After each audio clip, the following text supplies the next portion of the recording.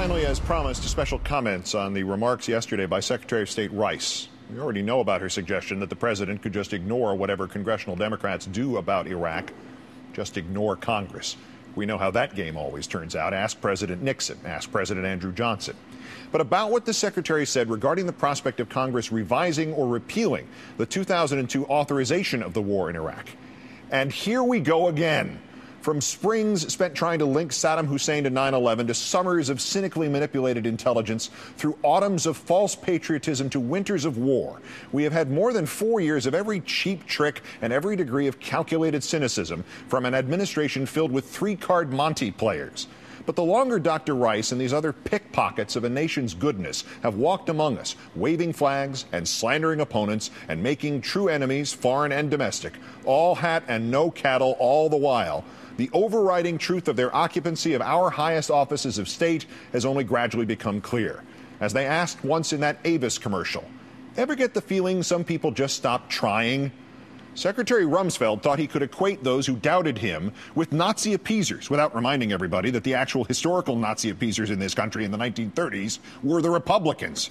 Vice President Cheney thought he could talk as if he and he alone knew the truth about Iraq and 9/11 without anyone ever noticing that even the rest of the administration officially disagreed with him. The president really acted as if you could scare all the people all the time and not lose your soul and your congressional majority as a result. But Secretary of State Rice may have now taken the cake. On the Sunday morning interview show of Broken Record on Fox, Dr. Rice spoke a paragraph which, if it had been included in a remedial history paper at the weakest high school in the nation, would have gotten the writer an F, maybe an expulsion. If Congress were now to revise the Iraq authorization, she said, out loud, with an adult present, quote, it would be like saying that after Adolf Hitler was overthrown, we needed to change then the resolution that allowed the United States to do that so that we could deal with creating a stable environment in Europe after he was overthrown. The secretary's resume reads that she has a master's degree and a PhD in political science. The interviewer should have demanded to see them on the spot. Dr. Rice spoke 42 words. She may have made more mistakes in them than did the president in his State of the Union address in 2003. There is obviously no mistaking Saddam Hussein for a human being, but nor is there any mistaking him for Adolf Hitler. Invoking the German dictator who subjugated Europe, who tried to exterminate the Jews, who sought to overtake the world is not just in the poorest of taste, but in its hyperbole. It insults not merely the victims of the Third Reich, but also those in this country who fought it and who defeated it. Saddam Hussein was not Adolf Hitler, and George W. Bush is not Franklin D. Roosevelt, nor Dwight D. Eisenhower. He isn't even George H.W. Bush, who fought in that war. However, even through the clouds of deliberately spread fear and even under the weight of 1,000 exaggerations of the 5 years past, one can just barely make out how a battle against international terrorism in 2007 could be compared by some to the Second World War. The analogy is weak. It instantly begs the question of why those of the greatest generation focused on Hitler and Hirohito, but our leaders of today seem to have ignored their vague parallels of today to instead concentrate on the Mussolinis of modern terrorism. But in some small, you didn't fail, Junior, but you may need to go to summer school kind of way, you can just make out that comparison. But Secretary Rice, overthrowing Saddam Hussein was akin to overthrowing Adolf Hitler? Are you kidding? Did you want to provoke the world's laughter?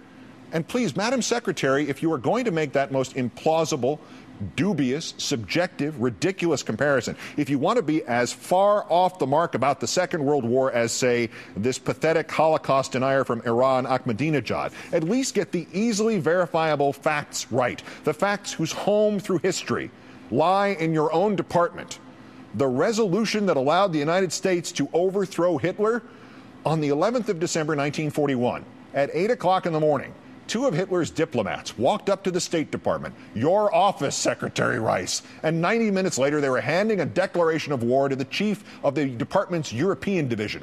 The Japanese had bombed Pearl Harbor 4 days earlier, and the Germans simply piled on.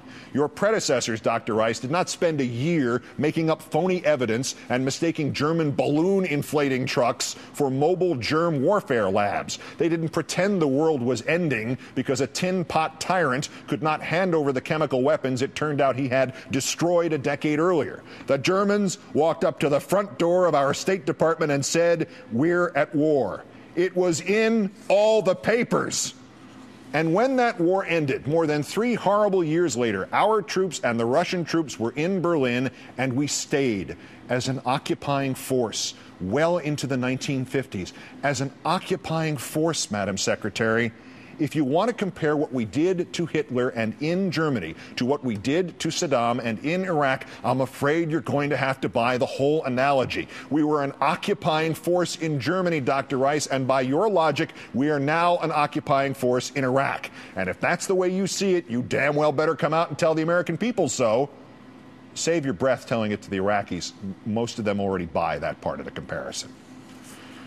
It would be like saying that after Adolf Hitler was overthrown, we needed to change then the resolution that allowed the United States to do that so that we could deal with creating a stable environment in Europe after he was overthrown. We already have a subjectively false comparison between Hitler and Saddam. We already have a historically false comparison between Germany and Iraq. We already have blissful ignorance by our Secretary of State about how this country got into the war against Hitler. But then there's this part about changing the resolution about Iraq, that it would be as ridiculous in this secretary's eyes as saying that after Hitler was defeated, we needed to go back to Congress to deal with creating a stable environment in Europe after he was overthrown.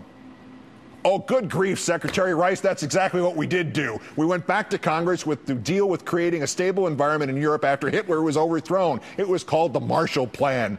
Marshall, General George Catlett Marshall, Secretary of State, the job you have now. Come on!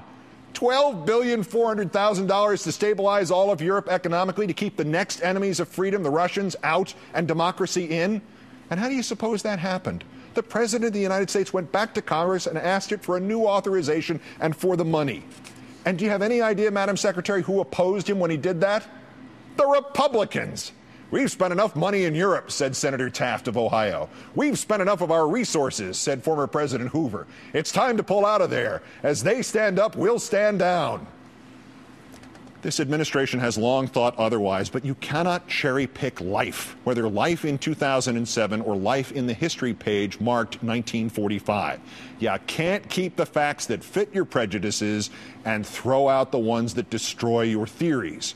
If you're going to try to do that, if you still want to fool some people into thinking that Saddam was Hitler, and once we gave FDR that blank check in Germany, he was no longer subject to the laws of Congress or gravity or physics, at least stop humiliating us.